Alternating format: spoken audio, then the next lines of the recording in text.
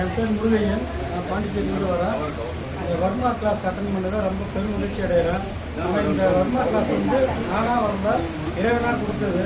அவர் தான் எங்களுக்கு வர வச்சு அதை கற்றுக்க வச்சார். அதை கற்றுக்கிறதுக்கு காரணமாக இருந்த ஸ்ரீதரன் சார் வச்சார். அவருக்கும் அவன் ஃபேமிலிக்கும் நன்றி தெரிவிச்சுக்கிறேன்.